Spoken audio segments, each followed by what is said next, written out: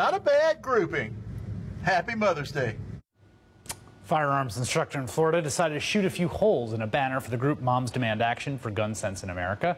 Just a glimpse of some of the ugly methods being used by gun rights advocates to harass and intimidate people, mostly women, calling for better regulation and security measures for gun owners.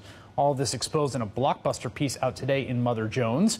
Joining me now, Mark Follman, senior editor at Mother Jones, who wrote that story, and Shannon Watts, founder of Moms Demand Action for Gun Sense in America, who herself has been the target of gun rights extremists. And maybe, Shannon, I'll begin with you.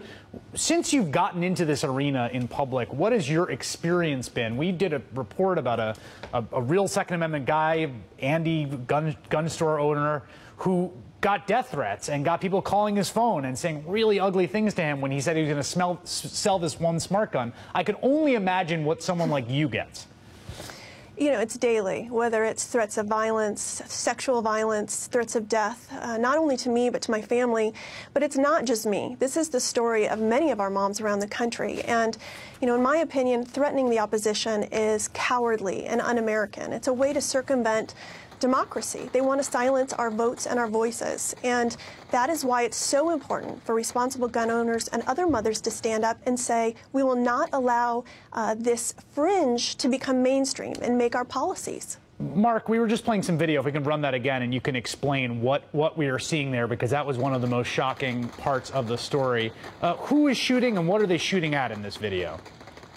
Sure. That was a firearms instructor in Florida, a former police officer as well, who made this video targeting moms. Oh, and I think you're also showing the video of the Mad Minute, which was a group in Texas that was shooting a female mannequin. This is one of the groups that is pushing for open carrying in the state of Texas, and they've been conducting these provocative demonstrations where they parade around in public with assault rifles. A number of those people were at a Dallas restaurant last fall, a story that made national news where some members of Shannon's organization were meeting, and this is what they do on their spare time, apparently, is go out and shoot up naked female mannequins. So, you know, look, any group large enough, there's millions of gun owners in America, there's millions of members of the NRA, there's going to be people who do ugly stuff. I remember during Occupy, Fox News would find an allegation of sexual assault in Occupy and say these people are all rapists, right? Are you doing the same thing with gun rights activists? I mean, convince me this isn't just some small handful of people acting terribly. I think it's not the same at all, Chris. I mean, this is happening all over the country in various places. You know, the story I put out today on Mother Jones covers a number of scenarios, but it's really just the tip of the iceberg. I've heard many other stories about this happening in Colorado, North Carolina. And I think, you know, it reflects something about the tactics of the gun lobby. I think, you know, it shows that there is a disturbing cost to the rhetoric and the language and the messaging of the NRA's leadership and gun owners of America and other groups, you know, constantly appealing to fear and paranoia and stirring up anger. And there is a susceptible minority of gun owners who are listening. And I think this is partly the result of that. Shannon, when you talk about being targeted, I mean, your actual personal phone has been called, right, with threats? Oh, absolutely. You know, you name it. Twitter, Facebook, email, phone, letters to my home, people driving by. But the point I want to make... Stop there for a second. People driving by? Oh, yeah, absolutely. Doing what? Just looking at my house and what my address is, and in general being intimidating. But, you know, Mark was talking about the susceptible minority. What I want people to understand is that susceptible minority is being invited by, for example, State Senator Craig Estes in Texas to testify in favor of open carry.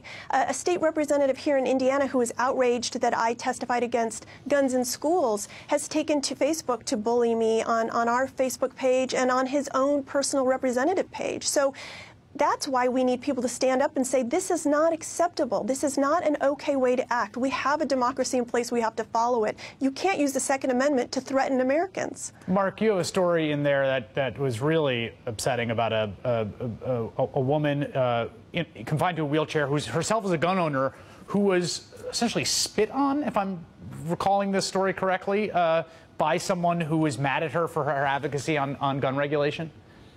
That's right. She was in Indianapolis participating in a press conference with Everytown, talking about, you know, why we need to reform gun laws in the view of that group. And on our way home in the airport, there was footage of that press conference playing on a TV in the concourse, and a man who saw it, recognized her, came up and spat in her face. It really kind of boggles the mind, who would do things like that. But again, I think as we've been saying, this is a minority group of gun owners, and it raises another interesting question too, Chris, which is, where are the majority of gun owners in this country in this debate? Why aren't they speaking out?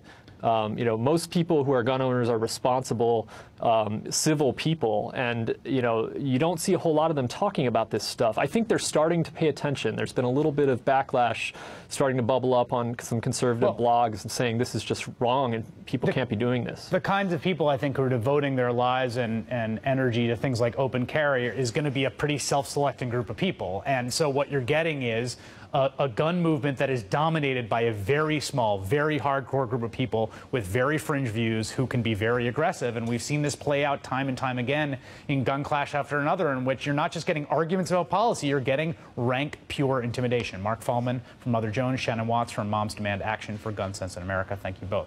That is all in for this evening. The Rachel Maddow Show starts now.